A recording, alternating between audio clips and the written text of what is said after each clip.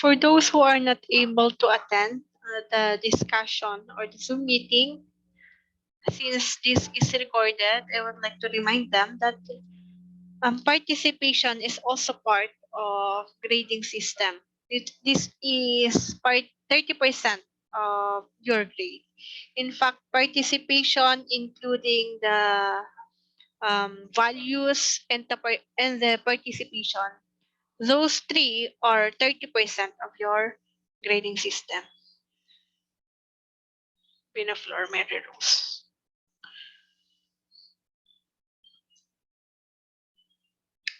Aside from the attendance, I am getting your participation in commenting done in each post.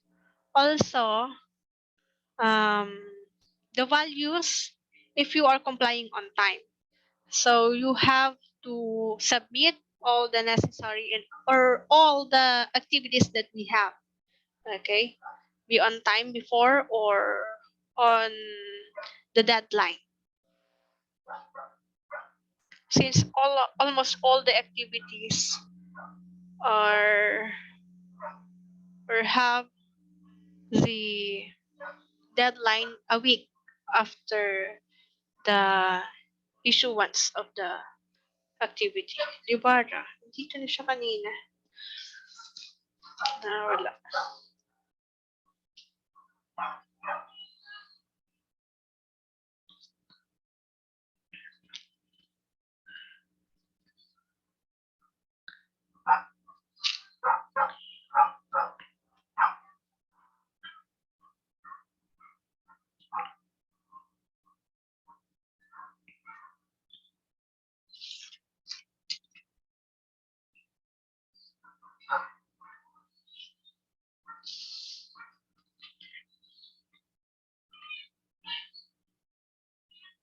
How's your vacation?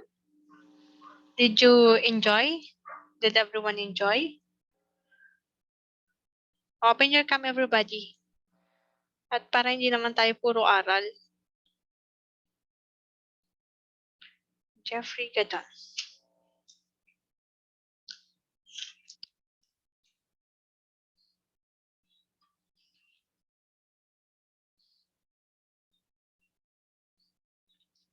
House rules. After 5 minutes, we're going to start. House rules natin, open your cam, always. Mute unless called for participation. And unless now that I am asking everybody. And lastly, if you have any question, clarification, just raise hands, okay? Kumusta ang bakasyon? Parang hindi masaya ah. Bitin?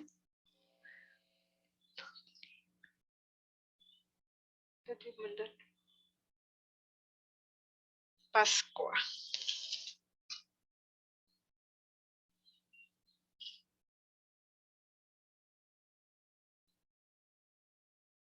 Ramos. 13.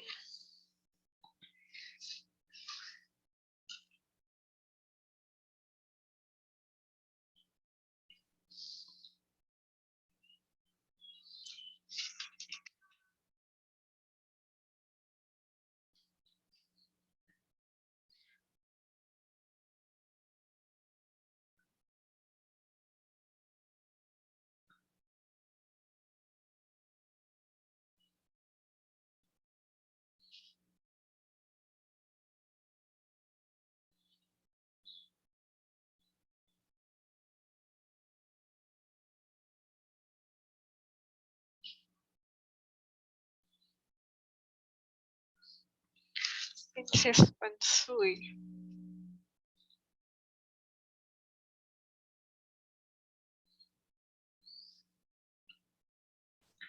Loren Bellonte.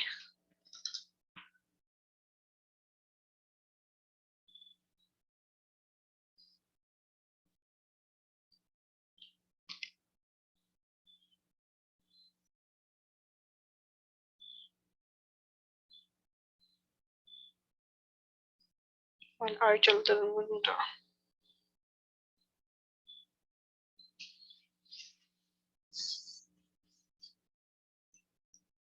2 minutes left.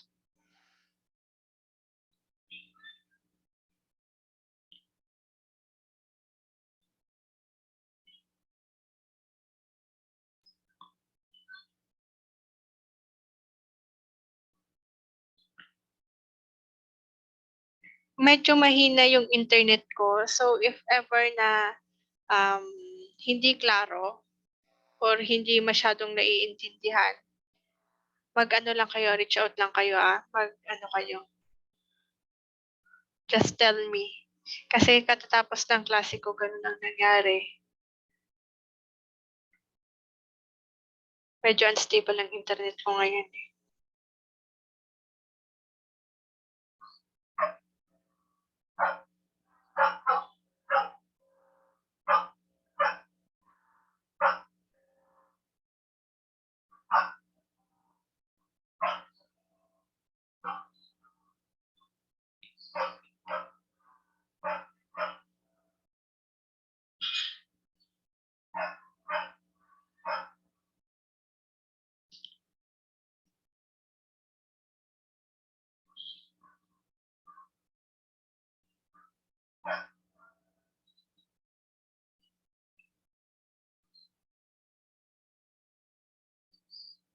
Okay, before we start, again, our house rules: open your camera, mute unless called for participation, and raise hands if you have any question, clarification, and if you want to say something.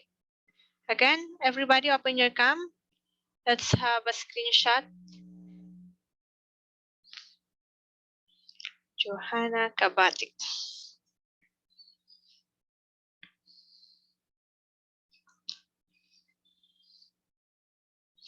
Again, it is necessary to attend our Zoom meeting every time because attendance, including the participation and the values, are 30% of our grading system. Okay, so we have to attend the Zoom meeting. Okay, everybody, open your cam. Johanna Kabatik, Jeffrey Gadon, Pamela Lopez, and Krisha May Castro.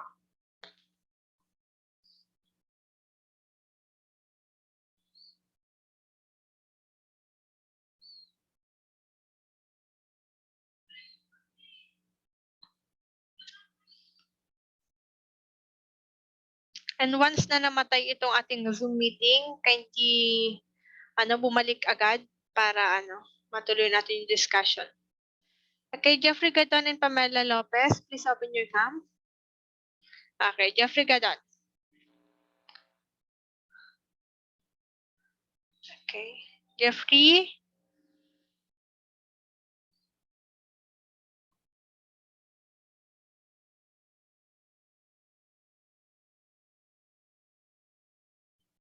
Jeffrey.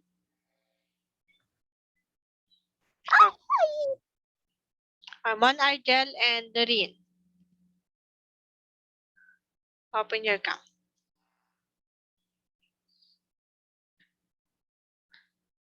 Okay, smile everybody. Mon Argel and Noreen, hindi kayo naka-open.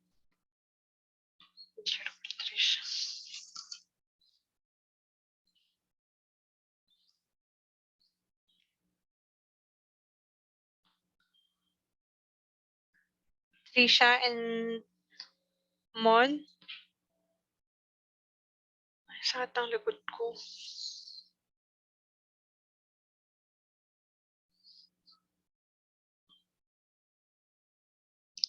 Trisha and Mon.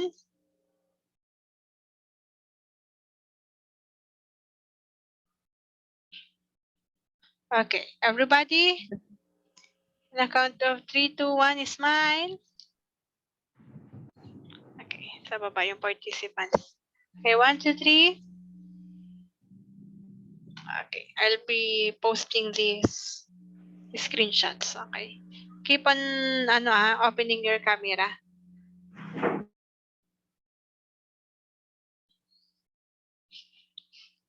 Our topic for today, again, good morning everyone. Ayun, nakalimutan kong bumati sa inyo. Good morning, ma'am. Good morning, ma'am.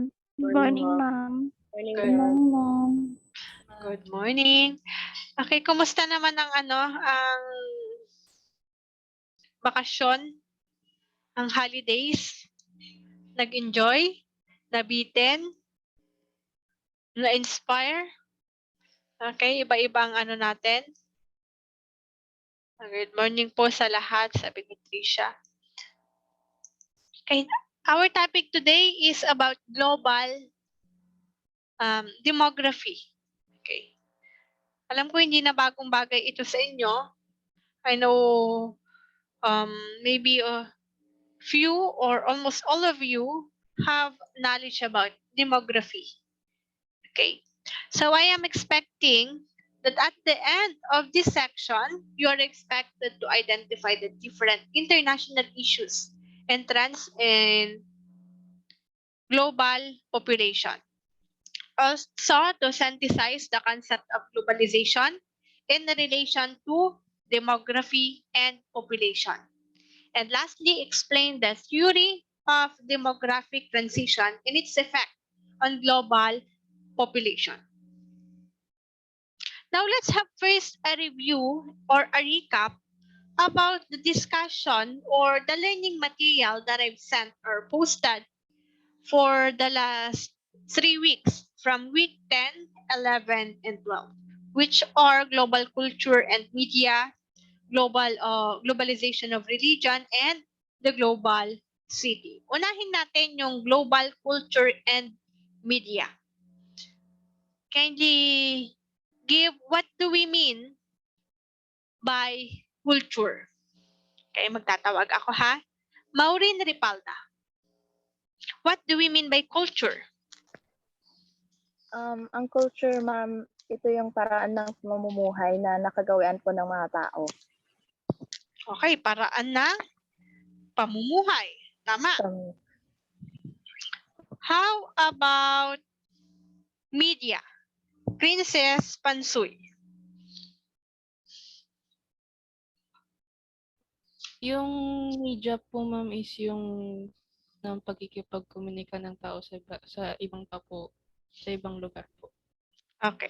In order to apply this to global culture in media, kasi yung culture, sinabi nga, dito yung style, unified style of human knowledge. These are also beliefs, behavior, from which passes through generations that we learned from our generation and that we could also pass this to the next generation. That is culture. Now, what is the essence of media in our culture? Simon Argel, nakapasok siya kanina, Check ko nga sa attendance. Yeah, nakapasok siya kanina. So, admit ko ha. Okay, what is the connection of this media to the culture? Okay, Mary Rose. Ma'am, yung media po yung carrier ng culture. Ibig sabihin po, parang mas nakakatulong po yung media na makita po ng lahat ng tao sa mundo po yung iba't ibang kultura na meron din po sa iba't ibang bansa. Okay, thank you. Thank you for that. Yes, correct. This is the carrier of the culture. In order to transmit, to pass this culture to the next generation and also to other people, we are using media. This is our tool in order to interact, to communicate with other people with different cultures. Like tayo, we are communicating with the different countries all over the world because of media, because of the technology as well, right? Now, there are 5 medias or the media's 5 stages of development. What are those, and kindly differentiate the 5? Who wants to volunteer? Anyone? Please raise your hand. For me to know if you really understood the learning material that I posted. Kasi some are answering the different activities just based on the Google, which you have to align or connect those activities in our discussion as well. Kasi yun nga yung purpose natin.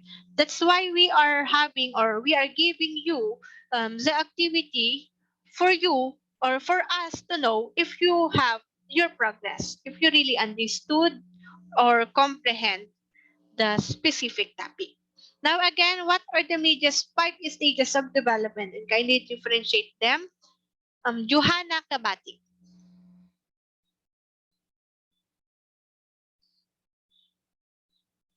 Johanna?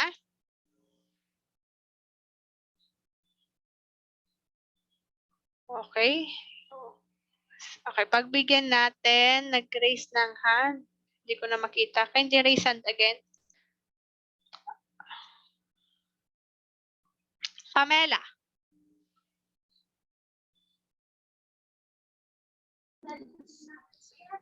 Okay, there are 5 stages of development in media. So, una, oral communication. Next is script, then printing press, and electronic media. And lastly is the digital media. So when you say oral communication, there is a face-to-face interaction. So ibig sabihin, nagpi-play ng importanteng role dito yung language. Kasi nagkakaroon tayo ng face-to-face interaction. And then when it comes to script naman, it's more on letters. So like noon, di ba, gumagamit tayo ng mga, yung ginagamit natin sa pakikipag-interact noon is yung pagsusulat or yung sulat. So medyo delay nga lang pag ganun. And next is printing. Ano ba? Sorry. Okay, it's printing press. So printing press basically refers to printed materials and spreading news and information. So for example, magazines and ano ba, mga pamphlets, ganon. And then next one is electronic media. So this is not possible kung walang electricity. So ibig sabihin, mayroong electricity. So like for example, radio, television, and ano pa ba? Telephone, so ganon. And then next one is digital media. So information can be stored in any digital electronic devices with the use of internet and computer networks, can be used in a political campaign or business transaction. So malaki talaga yung benefits nito pagdating sa business. Kasi nga, di ba, gumagamit na lang sila ng digital platform para i-market yung mga products nila. So that is an example when it comes to business. So, ganun. Yan yung 5 stages of developments in media po. Okay, very good, Pamela. Exactly. I have nothing to say. Kasi nasabi mo na lahat. Now, can you see the innovation that happened or occurred through specific times from generation to generation? Crystal Livara. Wait, tingnan ko lang kung andito si Crystal Livara kanina. Yes, so I have to admit her. Okay. Now, there are innovations happen time to time, di ba? From oral communication na nakikipag-communicate lang tayo face-to-face, nagkaroon na tayo ng sending of letters from countries to countries, from regions to regions, and we also have printing press, electronic media, and digital media that we are using nowadays. That's why mabilis nang kumalat din ngayon yung mga multinational corporations or tinatawag nating MNCs. And also, there are also definitions like cultural differentialism, cultural convergence, and cultural hybridity, which are included in the learning material that I posted last week 10, right? Mahina daw ang internet ni Mon, so it's okay. Now, ano yung tatlong yon? Ano yung pagkakaiba ng cultural differentialism, cultural convergence, and cultural hybridity? Anyone? Okay. Aside from Pamela. Kasi si Pamela, na-explain niya na ng maayos. How about the others? Na-explain niya ng maayos yung 5 stages of development. Now, let us see the differences between cultural differentialism, cultural convergence, and cultural hybridity? Anyone? Or should I call somebody? Jambi Joyce Aguilar. Ma'am, cultural differentialism views that cultural difference as immutable, ma'am. Ibig sabihin po yung pagkakaiba po ng culture. And yung culture convergence po, yun po yung sameness ng mga culture. And culture hybridity, ma'am, yung po yung paghahalo-halo po ng mga culture wherein pwede pong magkaroon ng dalawang culture. No? Okay, thank you, Jambi Joyce. Okay, very good. When you say cultural differentialism, yung pagkakaiba ng culture natin. Halimbawa tayo dito sa Pilipinas, iba ang culture natin sa mga Middle East. Kasi we are in a Christian country. However, the Middle East is under Islam. Okay? Cultural convergence. Ito yung pagkakapare-pareho. Halimbawa na lang tayo dito sa Pilipinas. Iba-iba rin yung kultura depende sa regions natin. And there are also cultural convergence na pagkakapare-pareho natin. Yung pagmamano po, 'di ba? Yung 'di ba nga yung iba naniniwala pa sa mga pamahiin, also part of our culture. And we have cultural hybridity. Ito yung pag-i-improve or pag-i-increase and ongoing mixing of our cultures. Halimbawa tayo dito sa Pilipinas, dahil mahilig tayo sa panood ng mga K-pop or K-dramas, 'di ba? Na-adapt natin yung ibang culture nila, 'di ba? Yung pananamit natin nag-i-improve. And that is what we call cultural hybridity. Next is localization. What do we mean by localization? Anyone? Raise your hand. Unless for those who were called already. I want to hear the voice of Mark Jordan Ramos.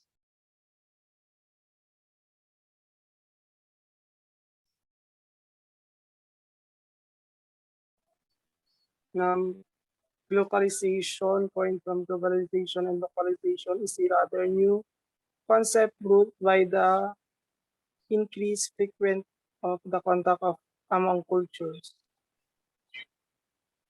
Okay. Kindly give your own insight, please. Your own understanding. Aside from the words that were written in the module or the learning material.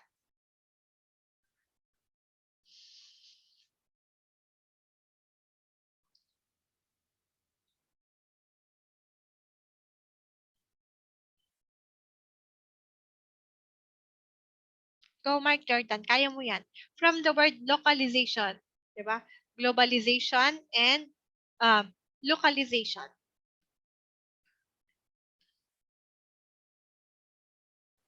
Ma'am, sa tingin ko po is localization is yung pagkalat ng iba't ibang culture sa isang location po. Okay, very good. Thank you, Mark Jordan. Okay, it is the local culture. Halimbawa, tayo dito, yung local culture natin, it is continue to accommodate in other countries, in other cultures around the world. Okay? Ibig sabihin nito, hindi, kumbaga, influential yung ating culture. Diba? Yung pagiging makadiyos natin, halimbawa, part of our culture. Ito, iniidolo ng maraming tao, ina-adapt nila. Ibig sabihin, influential yung ating culture. That is localization. Now, let us have a review about globalization of religion. Okay? Kindly give, because this is subjective, di ba? So, kindly give your insights or a recap. Pasqua, Maria Angela. Naririnig po ba ako? Yes, very clear as water. Ma'am, I think religion is about yung paniniwala po ng isang tao at yung bagay niya po or yung basta paniniwala niya po. Okay, paniniwala, di ba? Attitude, beliefs, that is under religion. What do we mean by religion ba? Melody?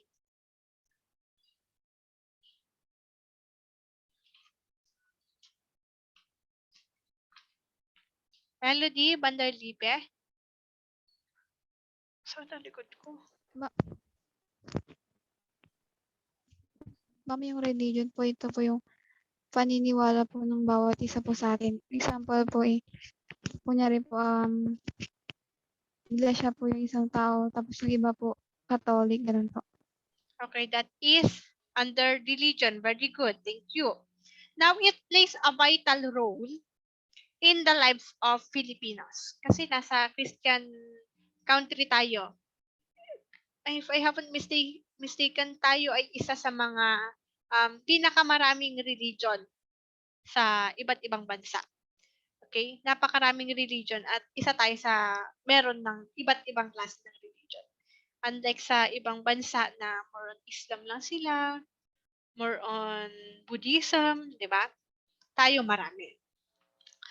This is a vital role in our lives as Filipinos for our values that are anchored into it. Okay? Nakakatuto tayo ng mga values, di ba? Ng mga beliefs because of religion. Now, what there are also discussed in the learning material about internationalism and globalization. Kindly differentiate the two. Can you give the difference? Fabia, Patricia.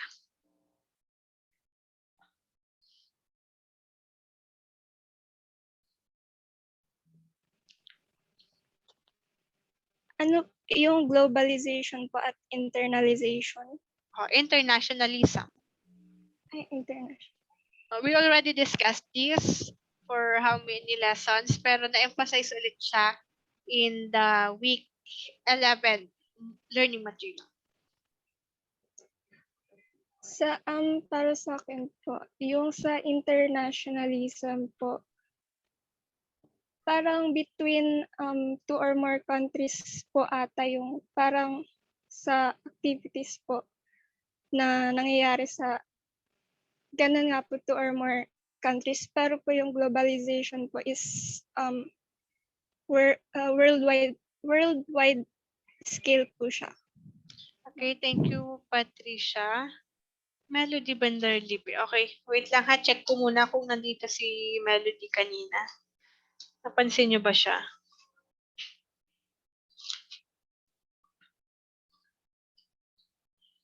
Mahina ang net nila. Parang ako. Okay, thank you. You have the point about internationalism na for 2 or 3 countries, globalization internationally or lahat. But the difference, the big difference between the two is internationalism is a process of depending mutual relation among nations. Okay, yung mga relasyon nila, mutual relation among nations. However, when we say globalization, this is often violates or transcend the concept of or boundaries among nations. Diba? Kaya nga nabubuo yung mga MNCs, diba? Multinational corporations. Now, nakakatulong itong globalization. Nakakatulong siya in terms of religion. How?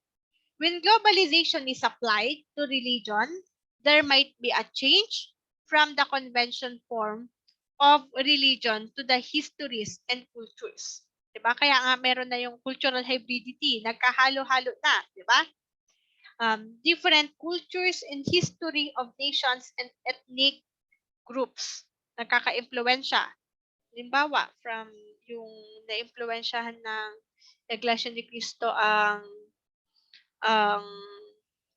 Catholic, say for example. Okay, that is just an example, ha? There are also great transformation in the traditional structure of historical religion. Diba? Nag-i-improve, nag-i-innovate.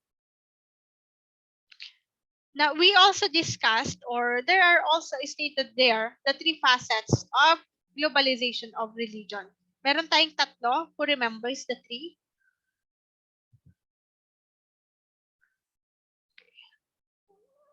Okay, I call Crystal Livara. What are the three facets of globalization of religion? The three facets of globalization is first, yung transformation, ma'am, sa individual. Second, yung new characteristic na naproproduce sa mga tulad ng doctrines, rituals, and practices. And yung last, ma'am, is yung pagbabago, ma'am, sa human being dun sa particular religion po. Okay, thank you for that. Very good. Again, first, inevitable transformation of individual religious organization. Hindi natin may iwasan. That is unavoidable transformation. Number two, new characteristics will be produced in the context of doctrines, rituals, and practices. Okay? Kasi meron yung influence na nakukuha natin from one religion to another. And also, that is also changes in the human beings. That is number three. Supporting religions, particularly in the intellectual perspective. Tulad tayo, di ba? Nag-a-attend tayo ng mga worship services and we gain knowledge. Di ba? About the history, about biblical values. Di ba? Those are the three facets of globalization of religion. Do you have any question about that? About globalization of religion and global cultural media? Do you have any question? Okay, none so far. Okay, let's move to global city. Okay, what do we mean by global city? We discussed three stages of globalization, so the soft power and characteristics of global city. Okay, when we say global city, because we are in the 21st century, right? Kasi nasa 2022 na tayo, 22nd. And 21st century, and until now, our century or the century is a hub for the closer relation of states and for a wider perspective of technological development.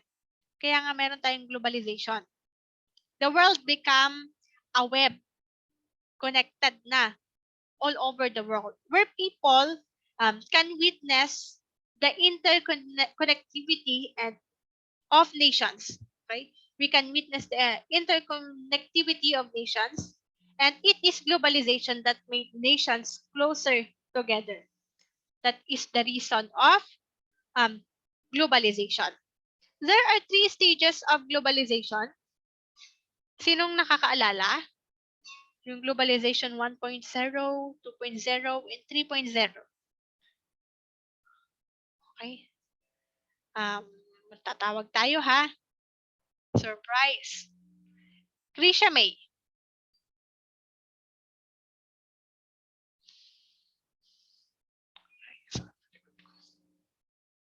Krisha May?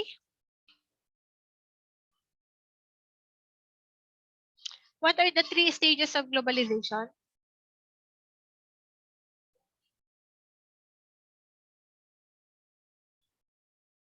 For less than 4 minutes, mamamatay itong natin. Sana matapos tayo sa review natin before we move to the new topic, which is global demography. Okay, Krisha May Castro, can you hear me?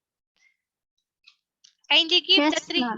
Okay, kindly give the three stages of globalization and give a Ma'am. short. Yes. The three stages of globalization are age of mercantilism and colonialism, age of Pax Britannica, and age of Pax Americana. Okay, thank you. Yung una sinabi mo, age of mercantilism and colonialism, or also known as globalization 1.0. The driving force here were the workforce. Diba? More on manpower pa lang before. Wala pang technology. Horsepower. Diba? Yung mga ginagamit natin to travel is through horse. Wind power. Diba? Wala pa tayong electricity. And steam power in later times. And second one is the Pax Britannica, or also known as globalization 2.0. Now, it is occurred or during this age or stage, um, the force or the driving force was hegemonic power in terms of economy, trade. Okay, that's why global markets and MNCs were occurred in this time. Okay, when we say hegemonic power, ito yung um, power over the other countries, power of a country over the other countries. That is the force during Pax Britannica. And lastly, the Pax Americana, or also known as Globalization 3.0, it occurred during the second half of the 20th century. Okay, when USA was hegemonic power in terms of security, trade, and economy. Okay, meron na tayong security, hindi lang trade and economy. Okay, especially kasi ang USA naging hegemonic power na nung yung sa Soviet Union ata yun. Okay, nung nag-fall or nag-collapse, andito na pumalit na ang USA. Okay na. Naging hegemonic power na. Naging above na siya. Kaya nabuo rin yung mga MNCs at nagkaroon na ng mga influence above other or over the other countries.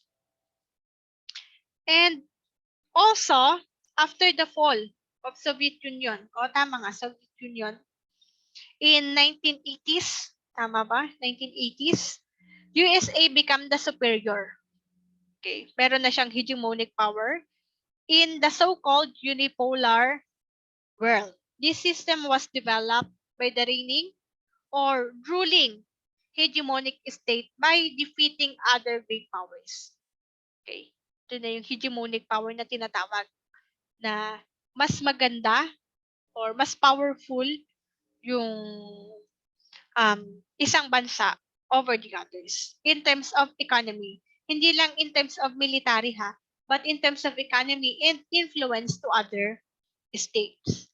Unlike in the 19th and 20th century, the present or now 21st century, the second, there is what we call soft power.